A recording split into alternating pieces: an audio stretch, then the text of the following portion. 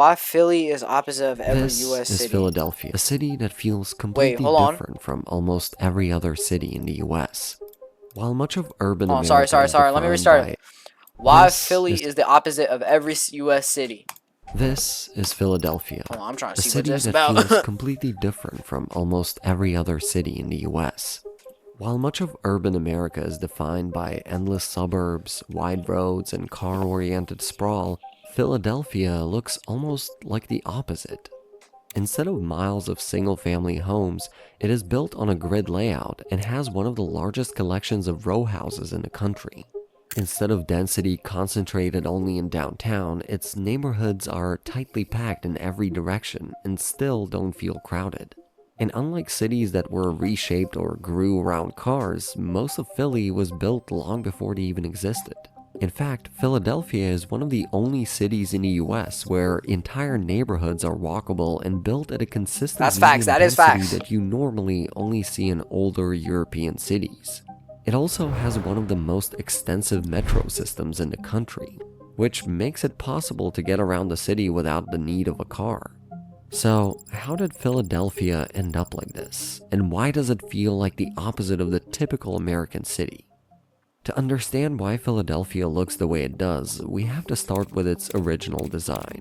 Unlike most American cities, which grew haphazardly or were heavily reshaped in the mid-20th century, Philadelphia was carefully planned from the very beginning. It is one of the oldest cities in the country, founded as early as 1682 Right, that was like by the first William like Penn, who city, right? I wanted mean, to like I know a create first what city he Delaware, but called like a first city green might be country town. Philly, right? His idea was a city built on an orderly grid, with compact blocks, walkable streets, and public squares spaced evenly throughout. This layout, simple, efficient, and surprisingly modern, became the foundation for everything that followed. However, in the beginning, what we know as Philadelphia was not a single, unified city. It was a patchwork of separate districts, townships, and villages, each with its own streets, services, and government.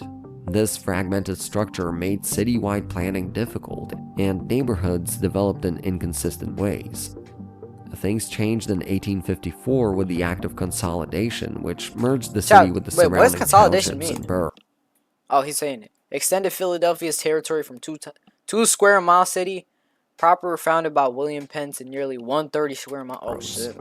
This made it the second largest city in the country with Woo! over 500,000 people, and also meant that urban planning could finally happen on a citywide scale. Because the city had grown long before cars existed, its neighborhoods naturally developed around walking, streetcars, and later on, early rail. As a result, most of the streets are very narrow compared to American standards. Row houses became the dominant building type because they were easy to build and used land efficiently, creating dense neighborhoods that still define most of Philadelphia today. That is As I true. mentioned earlier, one of the most crucial aspects that make Philly such a well-designed city is its walkability. It has actually been named the single most walkable city in the US for 3 years in a row, and it's much thanks to its grid layout. Now, there are many cities in the US that have grid designs, at least in their downtown That is area. true. However, very few of them function like Philly's. In Philly, the blocks are short, the streets connect smoothly, and the uniform structure makes the city easy to navigate even today. The grid is also very compact, which means you can walk further, access more neighborhoods, and reach more destinations without even needing a car. Compare this to the grid in a more car-oriented city like Houston. While Houston does clearly make an effort to densify with townhomes, multifamily, and mixed-use buildings, much of the space is still used very inefficiently. First of all, the streets are significantly wider than Philadelphia's, and large portions of the city are taken up by parking lots and vacant Those streets are land. not packed. Even in areas with active development, the built space often includes a large number of warehouses, storage facilities, and gas stations, all of which contribute to a more spread out urban environment. This brings us to another point, which is the way that the land is used. Because unlike Houston, Philadelphia maintains a very consistent level of density across nearly the entire city. Wait, what? The city is largely made up of the kind of housing that is often referred to as the missing middle, because it is lacking in most American cities. As I mentioned before, row houses are the most common building form, but you'll That's also true. find corner shops on almost every street, duplexes, and small apartment buildings. And not just in the It's good central business, man. areas, but throughout the whole city.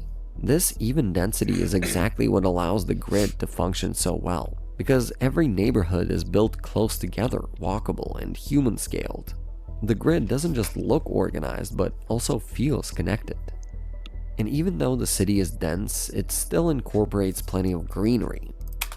Get the fuck away from my screen. Again, you're watching me!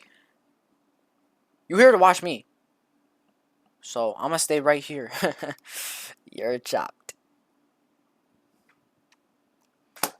Like, how can I help it, man? How can I help it? Penn's original I plan look good, included shit. 5 Y'all can prominent say public whatever y'all squares in order to create a healthy atmosphere and prevent overcrowding. One in each quadrant Yo, there's of the no city way as the well. only 2 people here are calling me Chop. Y'all are some bots, I'm not gonna lie. Y'all don't think I look good? Y'all must think nothing look good. Shit. I guess nothing looks good. As one in the central square, which is now home to City Hall. The city is also home to the Fairmount Park system along the Schuylkill River, which, at over 9,200 acres, is the largest landscaped urban park in the world and nearly 10 times the size of Central Park. On top of that, Philadelphia's neighborhoods are full of tree-lined streets, smaller pocket parks, and squares. Another major reason that Philly stands out so much from most US cities has to do with its public transit.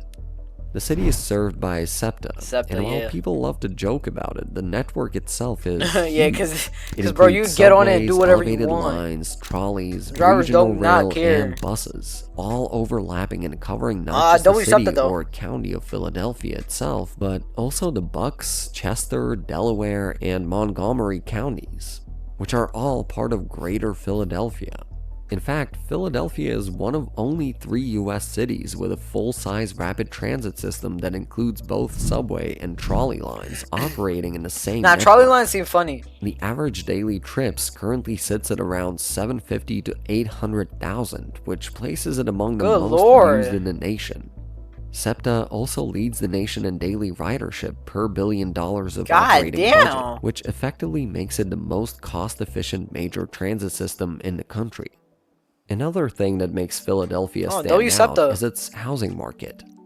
For decades, Philly has been known as the affordable East Coast city. Yeah, hold And on, even hold though on, hold on, prices I have don't know about- increased in recent years, it largely remains true. I don't know about affordable, Currently, the man. median listing price sits at around $280,000, which is 36% lower than the national average, and that's a nowhere lot, but not near for the house median owning shit. price Yeah, in you're not right. just most major cities in the God Northeast, but damn. also places that are generally seen as more affordable, like Atlanta, Miami, or Houston.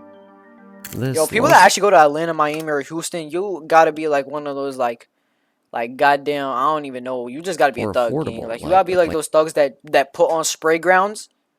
You gotta put a spray ground on. You gotta swear that you carry an ARP. You gotta wear skinny jeans and you gotta wear a cropped box shirt. That's literally why you're moving to Atlanta or Houston or Miami. That's probably why you're moving, gang. I'm gonna be honest. You probably wear a spray ground. I'm dead serious. And you probably wear cozy hoodies too. And Nike skis on your Atlanta, head. Miami, or Houston. You do the same. I do not have a spray ground backpack. Those are corny, gang. This largely has to Lock do with in. its diverse housing stock. Many of the building types we see in Philly are cheaper to construct and use land efficiently and exist in huge numbers. This variety gives the housing market more flexibility and helps I love keep seeing these like fields and stuff, bruh. These fields are nice to see. average prices from rising as fast as they have in many other places. All of this So much shows grass on why these roofs. Philadelphia feels so different from almost every other city in the US. Its thoughtful design, consistent density, abundant greenery, walkable streets, extensive transit system, and diverse, relatively affordable Don't do the housing outskirt. made a city that's both livable and resilient. Sorry, Thank chat. you for watching. Oh, that's the end of the video? Sure. W video.